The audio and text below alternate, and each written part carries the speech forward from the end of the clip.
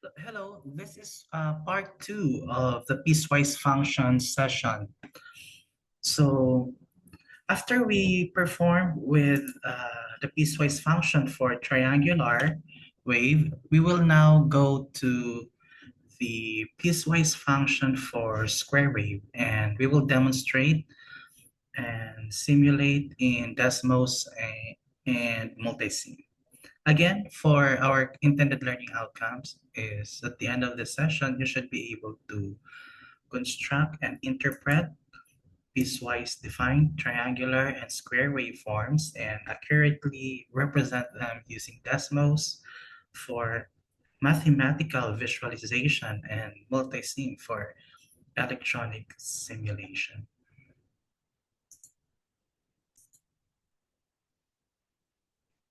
So if we have a square wave function here, and it is given by function of t for our y-axis and t for our x-axis.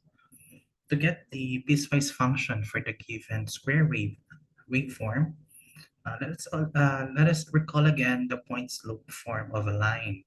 So for the point slope form of a line, we are given with y minus y1 is equal to m x minus x1.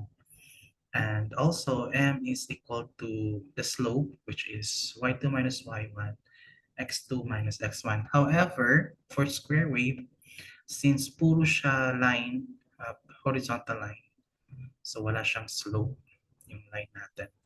So that is just zero. Kasi if you see, for example, from time 0 to 1, yung point mo from point 1 to point 2 is hindi nagbabago. It's just constant 10.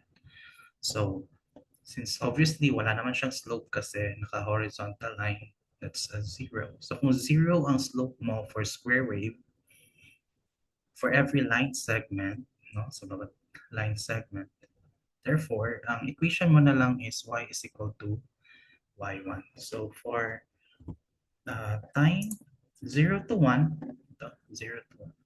So yung y1 mo is 10. So that's v of t is 10. For 0 to t is 1. For time 1 to 3, ito 1 to 3, line segment. So yung y natin is equal to y1, which is negative 10. Okay. Then for line time 3 to 4, ito, ang y mo is 10. Okay, so this is 3 to 4. So as a summary, we are given with the total, this is the overall piecewise function, 10 for 0 to 1, negative 10 for time 1 to 3, and 10 for time 3 to 4. Okay? So ito yung buong function natin to define the square wave waveform. So let's generate this one using Desmos. Okay, using Desmos. So we are given with voltage is 10 for the time segment 0 to 1. Okay. Since di makita sa plot, we can uh, get adjust yung y scale to 10. Let's say 50 to negative 50.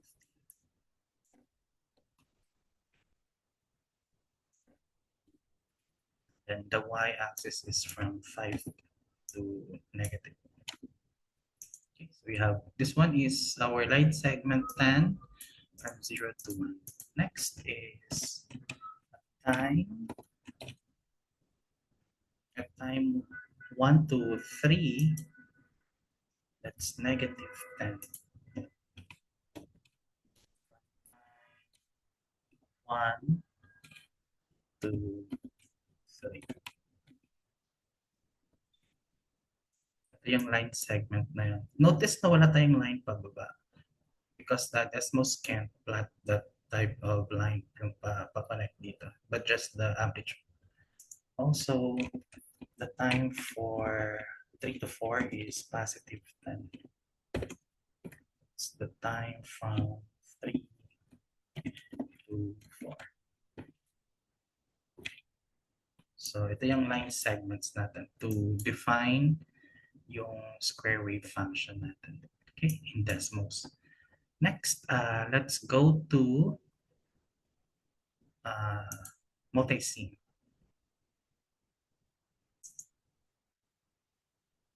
So in multi-sim, we can assign yung piecewise linear waveform natin. For example, from 0 to 1, that's amplitude is 10. So from 0, so the voltage amplitude is 10. For at 1, the amplitude is still 10. And then this variation at 1 is at negative 10. So kailangan natin i-define that one as 1 point, let's say 0, 0, 1. So kasi hindi natin siya pwedeng ma-exact. So kailangan may milliseconds kang i-extend. Pwede namang any time frame para may subtleness lang. Hindi kasi siya pwedeng i-extend ng exact.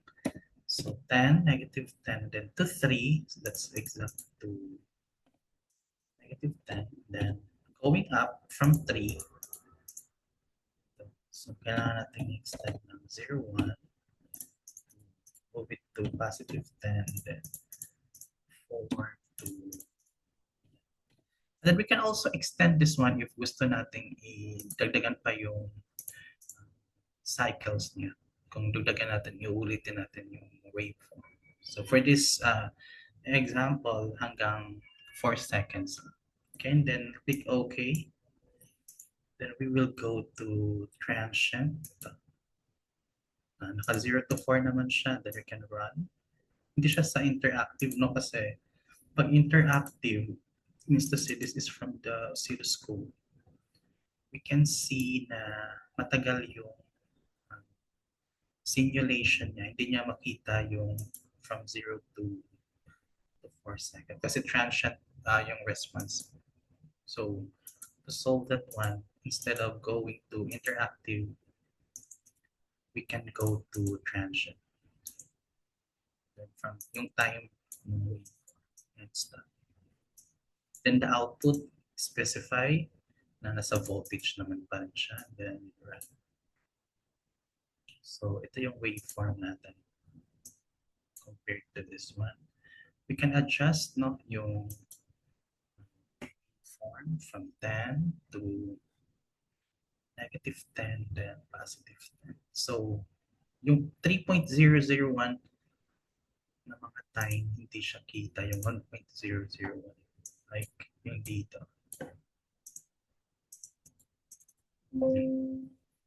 So yung 1.001, hindi siya kita for negative 10. So it's as if square wave din siya. So that's it. That's the piecewise function for square wave. Thank you.